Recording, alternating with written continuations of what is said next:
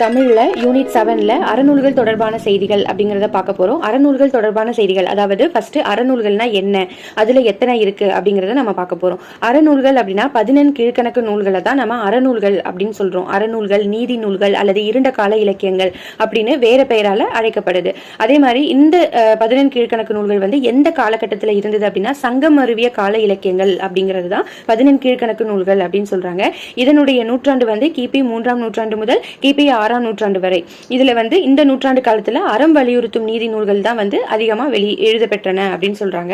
அதே மாதிரி இந்த 14 கீழ்கணக்கு நூல்கள், 14 கீழ்கணக்கு நூல்கள் அப்படின்னாலே 18 நூல்கள் தான் இருக்கு. அந்த 18 நூல்கள்ல வந்து அறம் நூல்கள், அகநூல்கள், புறநூல்கள் அப்படிங்கறத நம்ம பார்க்க போறோம். எத்தனை அறநூல்கள் இருக்கு, எத்தனை அகநூல்கள் இருக்கு, எத்தனை புறநூல்கள் இருக்கு அப்படின்னு நம்ம பார்க்க போறோம். மொத்தம் 18 நூல்கள் இருக்கு. அதுல அறம் சார்ந்த நூல்கள் அப்படின்னு நம்ம சொல்லும் போது நாலடியார், நான்மணிக்கடிகை, இன்னா 40, இனியவை 40, முப்பால், திரிகடுகம், ஆசாரக்கோவை, பழமொழி 400, சிறுபஞ்ச மூலம், முதுமொழி காஞ்சி, ஏலாதி, இந்த 11 நூல்களும் அறம் சார்ந்த நூல்கள் அப்படிங்கறத சொல்றாங்க. அதே மாதிரி 14 கீழ்கணக்கு நூல்கள்ல அகநூல்கள் எத்தனை இருக்கு அப்படின்னு பாத்தீங்கன்னா 6 அகநூல்கள் இருக்கு. என்னென்ன அப்படின்னு பாத்துருவோமா? கார் 40, ஐந்தினை 50, ஐந்தினை 70, திணைமொழி 50, திணைமாழை 150, கைநிலை, இந்த 6 நூல்களும் வந்து 14 கீழ்கணக்கு நூல்கள்ல அகம் சார்ந்த நூல்கள் அப்படிங்கறத சொல்றாங்க. அப்போ அடுத்தது வந்து புறநூல்கள் அப்படிங்கும் போது ஒண்ணுதான் இருக்கு. களவழி 40. சோ அறம் சார்ந்த நூல்கள் 11, அகம் சார்ந்த நூல்கள் 6, புறவழி 1, மொத்தமா 18 நூல்கள். இதுதான் 14 கீழ்கணக்கு நூல்கள் அப்படின்னு சொல்லப்படுது. சோ 14 கீழ்கணக்கு நூல்களை வந்து நீதி நூல்கள், அறநூல்கள், இருண்ட கால இலக்கியங்கள் அப்படின்னு சொல்லலாம். சங்கமருவிய கால இலக்கியங்கள் தான் 14 கீழ்கணக்கு நூல்கள் அப்படின்னு சொல்றாங்க. இதனுடைய காலம் வந்து கிபி 3ஆம் நூற்றாண்டு முதல் 6ஆம் நூற்றாண்டு வரை இருக்கு.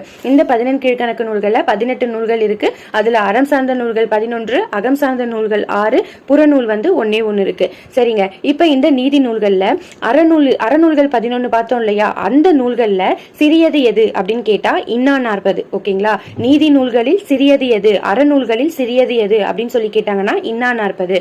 அதே நீதி நூல்களுள் பெரியது எதுன்னு கேட்டா திருக்குறள். அதுக்கப்புறம் அகநூல்கள் 6 பார்த்தோம் இல்லையா?